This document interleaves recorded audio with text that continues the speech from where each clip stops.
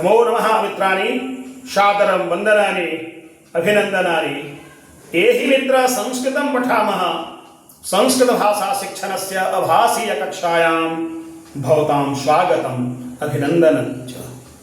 मित्रों, हम कैसे सरल संस्कृत का प्रयोग करेंगे इसको सीख रहे हैं। तो सरल भाषा किसको कहते हैं?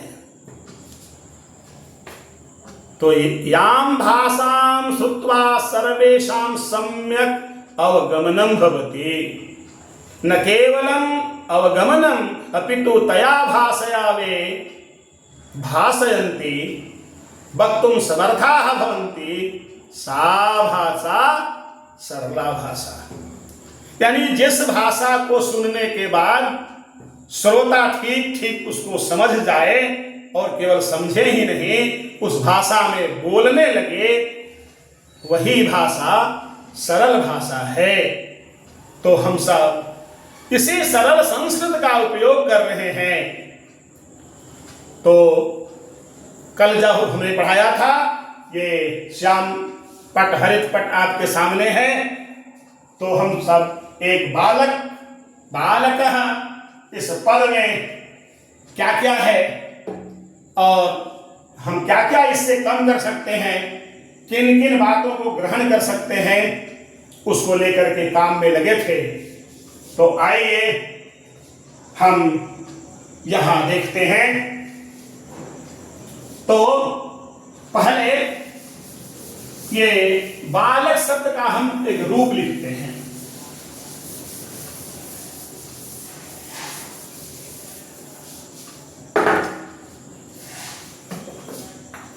ये बालक शब्द है। ये इसको हम कहते हैं अकारांत और एक पुल्लिंग है। ठीक है। अकारांत यानी अकार से इसका अकार जोड़ अंत, अकार जोड़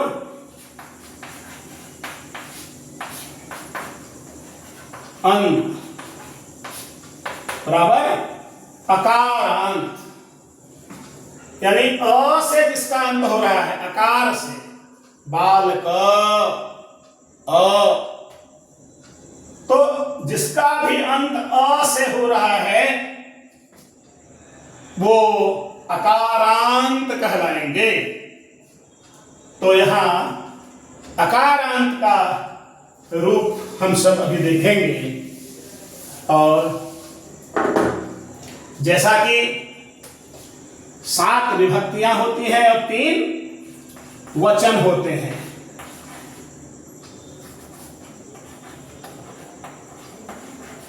एक वचनम,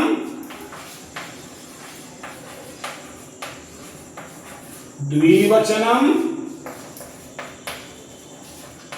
बहुवचनम। विभक्ति है प्रथमा यानी कर्ता कारक। इसमें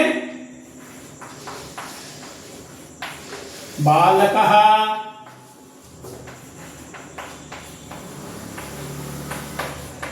बालकौ,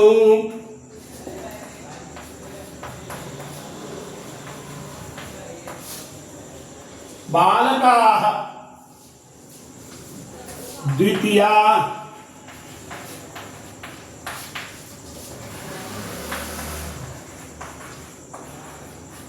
बालकं, बालकौ,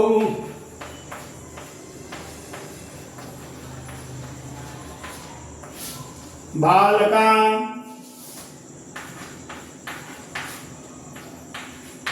तृतीया,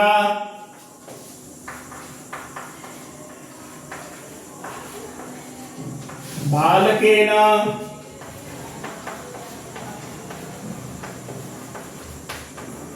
बालकाभ्यां,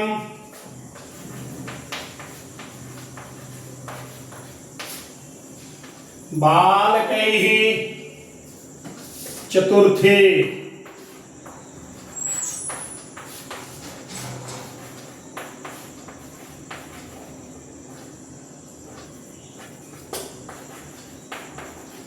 बालकाय बालकाभ्याम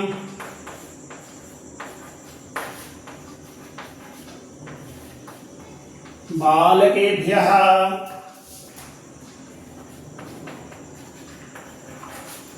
पंचमी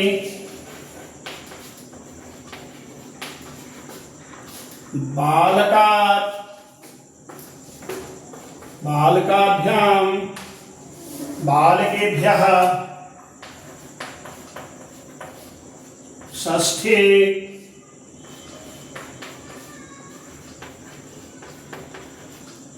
बालकस्य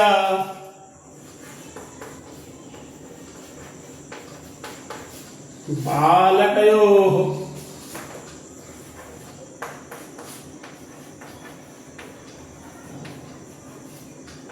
बालकानां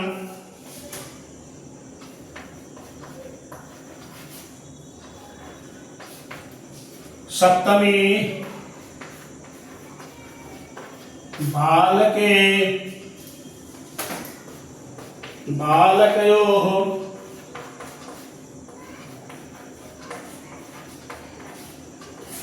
बालकेषु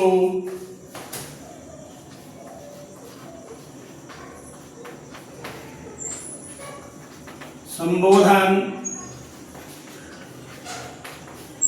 हे बालक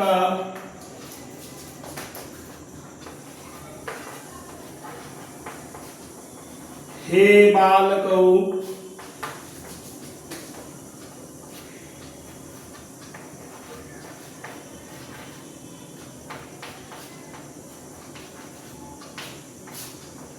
हे बालकाः।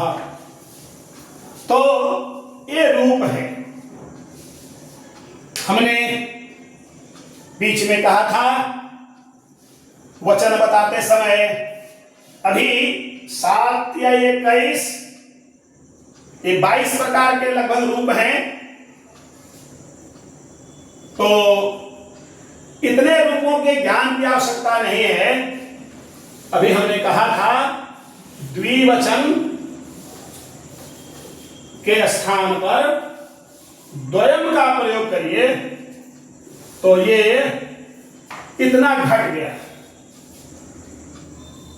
कुछ भार कम हो गया। चिंतन करिए, जो पर्वत पर चढ़ते होंगे पर्वतारोही, महीना दिन 2 महीने उन्हें समय लगता होगा, तो पर्वत पर चढ़ने के लिए जितना कम से कम भार अपने कंधे पर वो ले सकते हैं उतनी ही सफलता उनको मिलती है। इसी तरह से संस्कृतेन संभाषणार्थम यावत् आवश्यकम जद आवश्यकम तदेव स्वीकुर्मः, अधिकस्य आवश्यकता मास्तु। जितनी आवश्यकता है हम उतना ही लेकर चलेंगे। और इसीलिए मैंने कहा था कि चतुर्थी को भी हटा दीजिए, इसकी कोई आवश्यकता नहीं है। पंचमी को भी कहा कि इसकी आवश्यकता नहीं है। हाँ, षष्ठी तो रहेगी ही, क्योंकि षष्ठी के बिना काम नहीं चलने वाला है।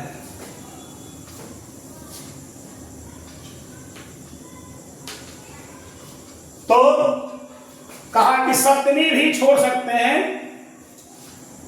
सप्तमी के बिना और इधर संबोधन के बिना भी काम अपना चल सकता है। तो कितने हो गए? कहाँ 21-22 थे, अब 4 1 5 और इधर 5।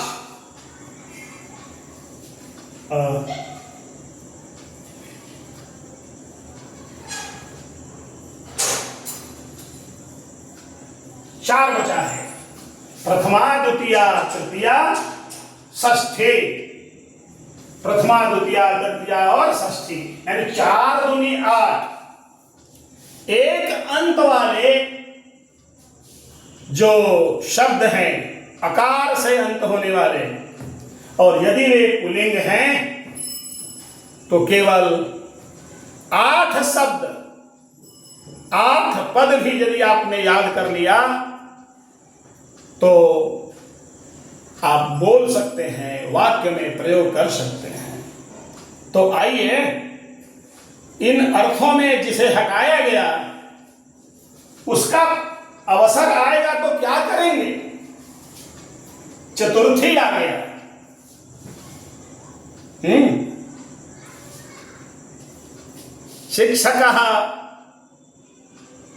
शिक्षक छात्र के लिए पुस्तक देता है, छात्र को पुस्तक देता है, तो क्या करेंगे। पिता पुत्र के लिए पुस्तक खरीदते हैं, कलम खरीदते हैं, तो यहां क्या करना। तो पाणिनि ने कहा षष्ठी विभक्ति लगा के बाद कृते शब्द का प्रयोग कर दीजिए। जैसे वाक्य देखेंगे,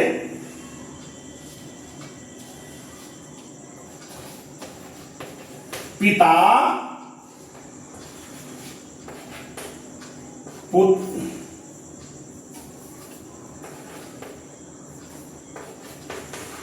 पुत्रस्य कृते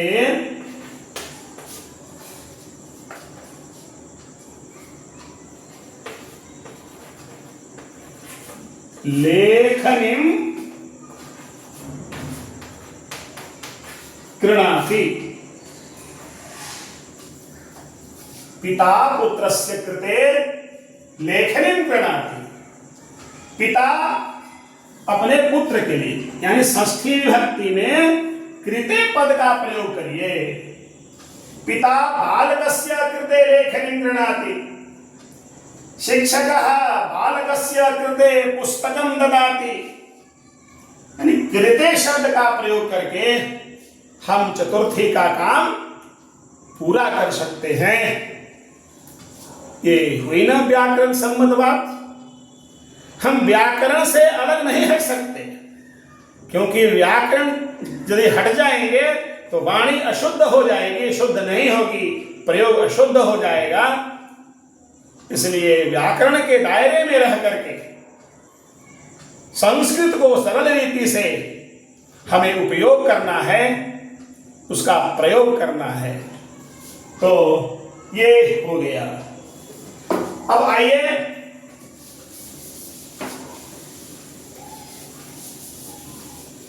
पंचमी के बारे में। तो पाणिनि ने सूत्र कहा पंचम्याम तसिल। जब मैं प्रत्यय पढ़ा रहा था तो तसिल प्रत्यय आपको पढ़ाया था, आप फिर से उसको देख सकते हैं। तसिल प्रत्यय, तसिल का प्रयोग।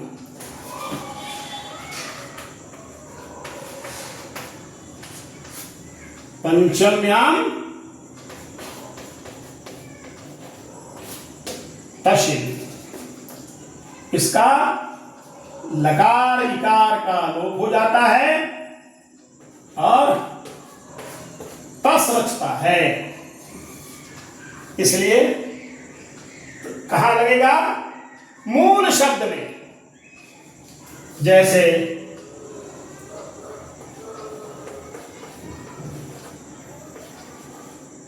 बालक तह, बालकात के स्थान पर चिंतन करिए। वह पंचमी में वास्तव में क्या होता है, बाल का, हस्तात, पर्वतात, गृहात, विद्यालयात, देवालयात, ये होते हैं पुल्लिंग में। और स्त्रीलिंग में नद्याः, कास्याः, देहल्याः, कितने कठिन कठिन शब्द हैं,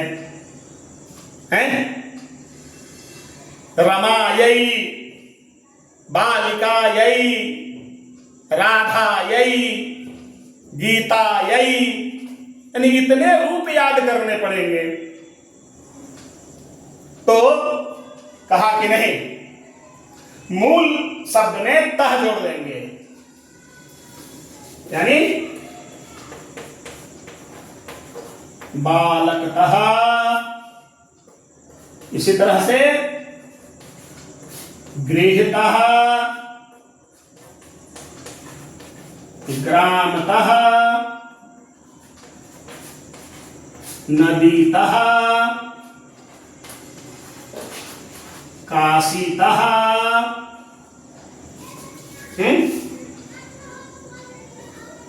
और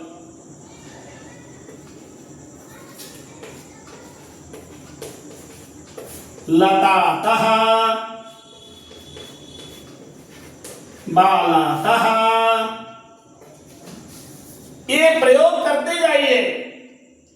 एक बात और बता दूं, यहां यदि बहुवचन है, बालकेभ्यः, लताभ्यः, ग्रामेभ्यः, काशीभ्यः,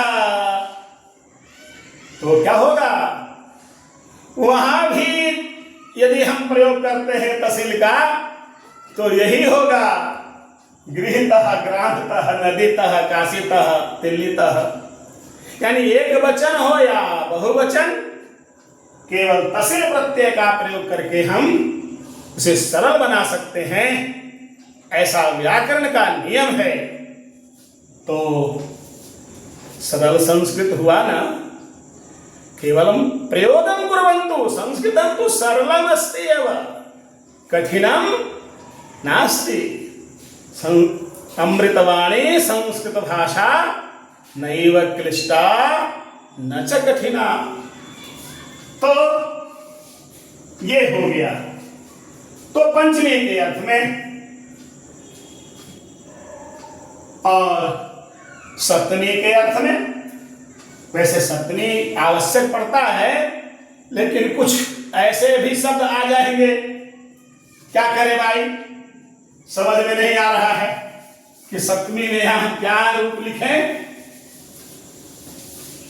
जैसे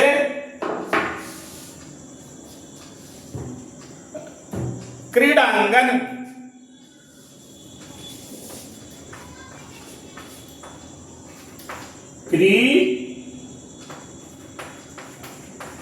क्रीडांगन। अब क्रीडांगणे ये सप्तमी में होता है, किंतु हमको नहीं करना है, नहीं समझ में आ रहा है, तो क्या करना, एक जोड़ देना है केवल पद, और वह पद है मध्ये, क्रीडांगन मध्ये, गृह मध्ये, मार्ग मध्ये, बेंगलुरु मध्ये, देहली मध्ये, नदी मध्ये प्रयोग कर सकते हैं, कोई आपको दोषी नहीं ठहराएगा। वैसे आप सप्तमी याद करते हैं तो आवश्यक है, लेकिन साधारण संभाषण के लिए एक बात जरूर ध्यान में रखिए, मैं ये शास्त्रों के अध्ययन के लिए नहीं कह रहा हूं, संस्कृत बोलने के लिए कह रहा हूं, संस्कृत संभाषण के लिए कह रहा हूं, जो अति आवश्यक है। तो ये कुछ अंश थे जो हमने आपको बताया है। इसके प्रयोग से संस्कृत भाषा ये सरल है, सुगम्य है, सुबोध है, क्लिष्ट नहीं है, ये भाव आप सबके मन में आ जाएगा, और शायद आपके प्रश्नों का उत्तर भी मिल रहा होगा।